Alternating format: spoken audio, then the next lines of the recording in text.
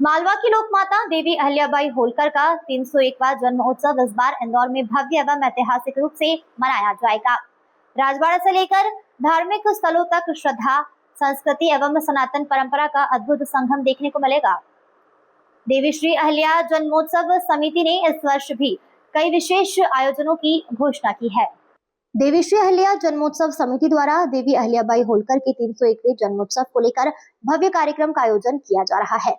समिति की मुख्य संरक्षक उषा ठाकुर ने पत्रकार वार्ता में बताया कि देवी अहिल्या द्वारा मानव सेवा, जन कल्याण और सनातन धर्म के पुनर्जागरण के लिए किए गए कार्यों को जन जन तक पहुंचाने का यह समिति का 66वां वर्ष है। उन्होंने बताया कि 28 मई 2026 को शाम 6:30 पर स्थानीय जल सभागृह में विशेष सम्मान समारोह आयोजित किया जाएगा। इस दौरान समाज सेवा, शिक्षा, धर्म और मानव सेवा के क्षेत्र में उल्लेखनीय योगदान देने वाले 4 मातृशक्तियों भारती दीदी ठाकुर, भारती दीदी कुशवाहा, क्रांति जोशी और माधुरी यादव को अहिल्याबाई होलकर सम्मान 2026 से सम्मानित किया जाएगा। वहीं मुख्य आयोजन 31 मई 2026 रविवार सुबह 8 बजे राजवाड़ा स्थित देवी अहिल्या प्रतिमा परिसर में होगा। यहाँ सैकड़ों भजन मंडल, कला दल, ढोल पदक और बैंड वादक देवी अहिल्या प्रतिमा की 3 परिक्रमा कर मान वंदना अर्पित करेंगे, जिसके बाद शहर के गणमान्य नागरिक एवं अहिल्या भक्त प्रतिमा पर माल्यार्पण कर श्रद्धा सुमन अर्पित करेंगे। ऐसे के साथ ही श्री रामाधार साधक न्यास द्वारा राजवाड़ा स्थित मल्हारी मार्तंड मंदिर में 108 जोड़ों द्वारा भगवान शिव का अभिषेक किया जाएगा और राष्ट्र रक्षा के लिए हवन कुंड में आहुतियां दी जाएगी। जी, हम लोग प्रतिवर्ष नगर गौरव माँ अहिल्या नगर गौरव पुरस्कार प्रदान करते हैं। इस बार ये कार्यक्रम 28 तारीख को जाल सभागृह में शाम 6 बजे है। हर वर्ष किसी एक व्यक्ति को नगर गौरव पुरस्कार प्रदान किया जाता था। इस बार नारी शक्ति वंदन अधिनियम वर्ष की वजह से राष्ट्र सेविका समिति में हम एक प्रार्थना करते हैं, सुशीला सुधीरा समर्था समेता स्वधर्मी स्वमार्गे परम श्रद्धया। जिन मातृशक्ति की धर्म, संस्कृति, राष्ट्र के प्रति श्रद्धा है और वो समाज परिवर्तन, राष्ट्र निर्माण के लिए निरंतर इन क्षेत्रों में कार्य कर रही हैं, ऐसी 4 बहनों का चयन इस बार समिति ने किया है।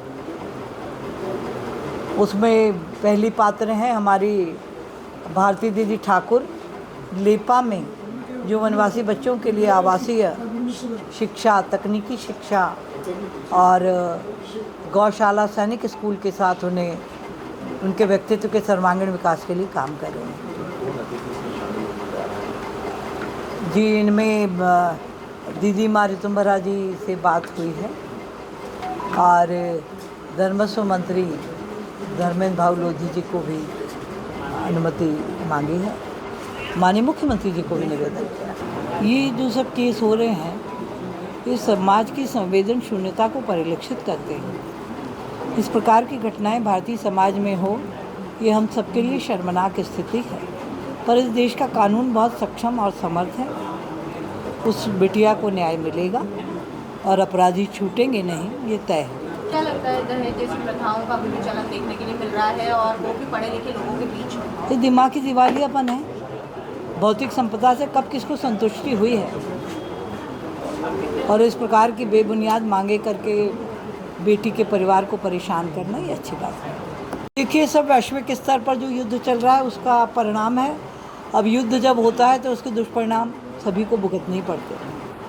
दीदी, कॉकरोच पार्टी के साथ अब राहुल गांधी समझौता करने के लिए शामिल होने जा रहे हैं। उन्होंने जो कॉकरोच पार्टी है उसके अध्यक्ष को ये कहा है कि आप कांग्रेस के साथ समझौता करें और ये चीज़ अब पूरे देश में जाना चाहिए। ये देश का बहुत बड़ा दुर्भाग्य है कि इतना बड़ा राष्ट्रीय राजनीतिक दल जिसने लगभग 65 साल एक छत्र देश का नेतृत्व किया, उसकी रीढ़ इतनी कमज़ोर हो गई कि वो ऐसे बेबुनियाद करके आए कॉकरोच पार्टी जैसे लोगों से सहयोग मांग रहे हैं। राहुल गांधी तो ये भी कह रहे हैं कि अब 1 साल में हम प्रधानमंत्री नरेंद्र मोदी को भी पद से हटा देंगे।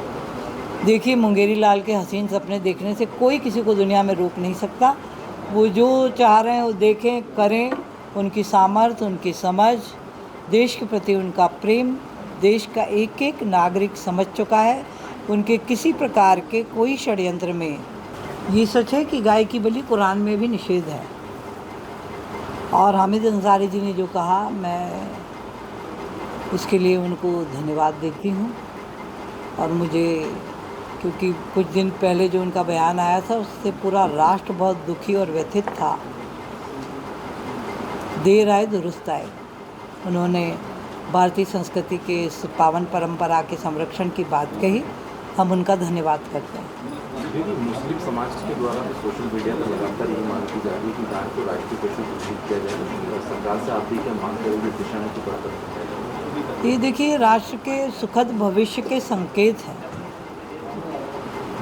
कि इस देश में रहने वाला हर समाज, क्योंकि सचमुच हमारे वेदों ने कहा गावो विश्वस्य मातरः, मातरः सर्वभूतानां गावः सर्वसुखप्रदा।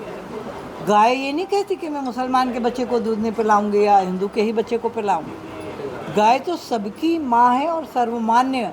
यदि इस देश से ये आवाज़ उठ रही है कि ये राष्ट्रीय